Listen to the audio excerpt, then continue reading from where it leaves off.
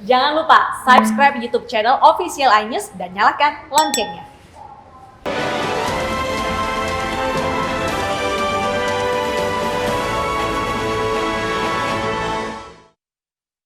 Kembali bersama kami, pemirsa. Ribuan kartu tanda penduduk milik warga yang terjaring razia menumpuk di kantor Kejaksaan Negeri Sidoarjo, Jawa Timur. KTP-KTP tersebut tidak diambil oleh pemiliknya meski telah disita beberapa bulan.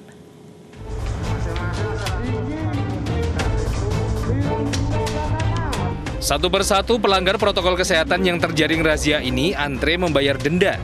Mereka membayar denda setelah menjalani sidang tindak pidana ringan. Denda pelanggar protokol kesehatan rata-rata Rp100.000. Jika tak menghadiri sidang, uang denda naik menjadi Rp150.000 hingga Rp200.000. Hingga kini masih ada 4.900 KTP warga yang menumpuk di kantor Kejaksaan Negeri Sidoarjo dan belum diambil pemiliknya. KTP milik warga menumpuk sejak beberapa bulan lalu. Ke depan memang ini harus dicarikan solusi ya. Bagaimana penyelesaiannya? Kemungkinan yang bisa kita lakukan yaitu melalui pendekatan, melalui bekerjasama dengan kepala desa atau Selama pandemi COVID-19, warga yang terjaring operasi prokes di wilayah Sidoarjo sebanyak 16.000 orang. Uang denda dari para pelanggar protokol kesehatan, baik warga maupun pemilik tempat usaha, hingga saat ini mencapai Rp1,6 miliar. Dari Sidoarjo, Jawa Timur, Yoyo Agusta, iNews melaporkan. Warga yang didominasi ibu-ibu berdesakan mengantri bantuan UMKM di depan sebuah bank di Pematang Siantar, Sumatera Utara. Petugas sampai kewalahan menghadapi kerumunan warga yang langgar protokol kesehatan.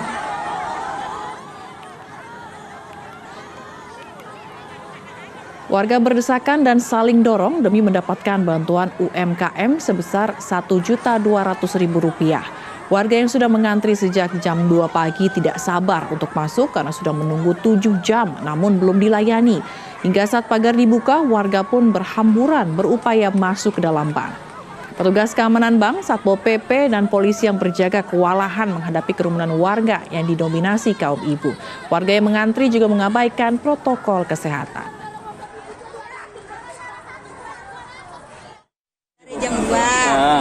Dari jam 2 udah nggak dapat nomor antrian, Pak. Jadi suruh keluarlah kami. Habis keluar kami katanya trip kedua nanti ada jam 9.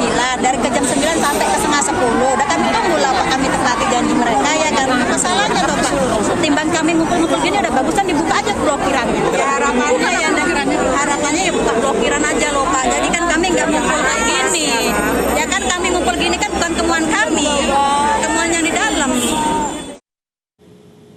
Abai protokol kesehatan juga terjadi di Sumedang, Jawa Barat. Ratusan emak-emak yang mengantri bantuan UMKM bahkan sampai pingsan karena berdesakan.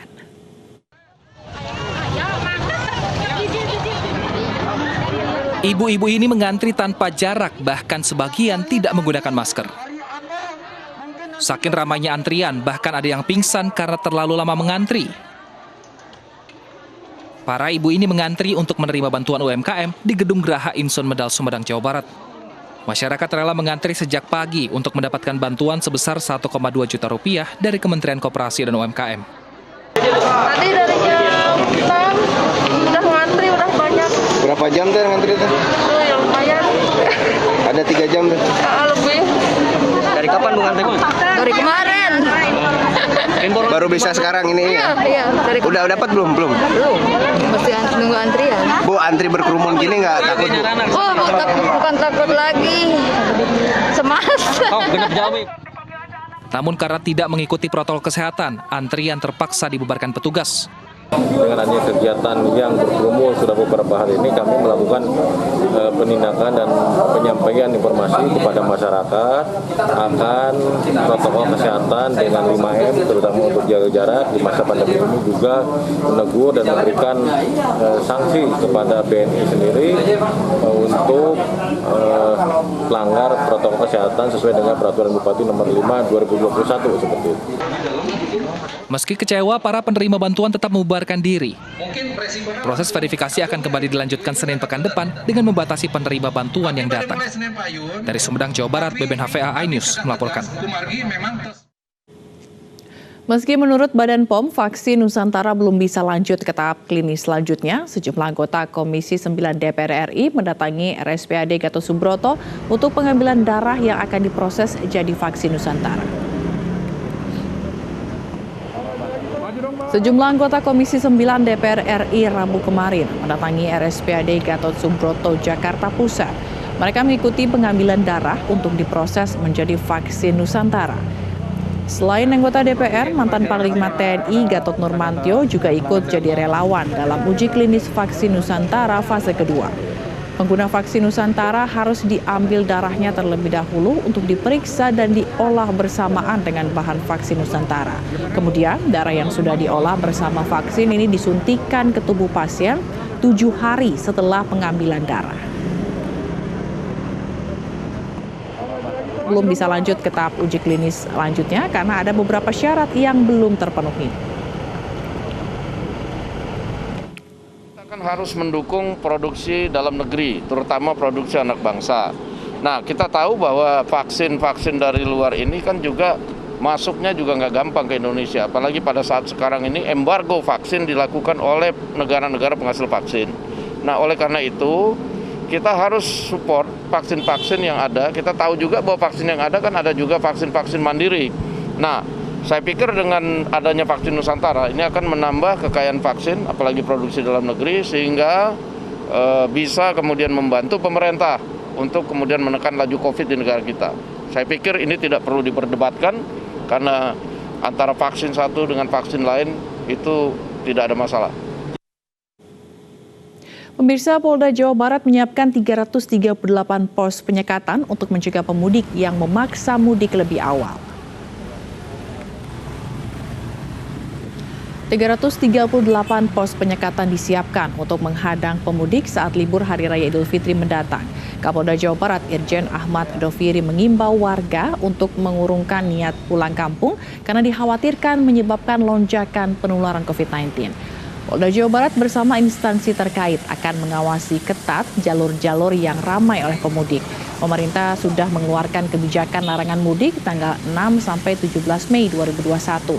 Dan selama penerapan PPKM Mikro, tren kasus COVID-19 menurun. Libur Lebaran dikhawatirkan akan menyebabkan klaster baru seperti pada libur akhir tahun lalu. Berdasarkan pengalaman yang sudah-sudah, ketika libur tahun baru kemarin, itu lonjakannya langsung begitu tajam meningkat. Nah, ini jangan sampai nanti ada libur pas Lebaran, ya. Lalu seandainya masyarakat beramai-ramai melaksanakan mudik, kita tahu berapa ratus ribu ya, masyarakat yang akan pulang kampung bisa berinteraksi dengan warga masyarakat lainnya. Ini dipastikan juga merupakan sesuatu yang nantinya bisa mempertinggi angka penyebaran COVID. Meski pada operasi ketupat 2021 nanti, aparat kepolisian akan bertindak persuasif dan humanis, namun aparat akan tegas. Pemudik yang nekat akan diminta putar balik. Kakor Lantas Polri Irjen Polisi Istiono Rabu kemarin memeriksa titik-titik penyekatan untuk mencegah masyarakat yang mudik pada Lebaran nanti. Titik awal penyekatan pemudik menuju Jawa Barat dan Jawa Tengah di kilometer 31 Tol Jakarta Cikampek. Selain itu, terdapat pos penyekatan di jalur arteri Pos Tangguh Karawang. Irjen Polisi Istiono meminta anggotanya mewaspadai jalur-jalur alternatif. Titik yang dibangun 14 titik, termasuk jalur-jalur kecil, jalur alternatif, jalur tikus juga sudah dilakukan pembangunan pos-pos penyekatan. Hingga sampai di Pejagan ini, di Cirebon dibangun 9, tol 1 dengan 8 titik pos penyekatan di jalur arteri, termasuk jalur tikus. Nah, ini Kakor Lantas meminta anggota Polri tidak melakukan penyimpangan saat penyekatan di jalur mudik seperti menerima imbalan dengan meloloskan pemudik. Istiono menegaskan akan memberi sanksi 2 kali lipat kepada anggota yang melanggar. Tim Liputan iNews melaporkan.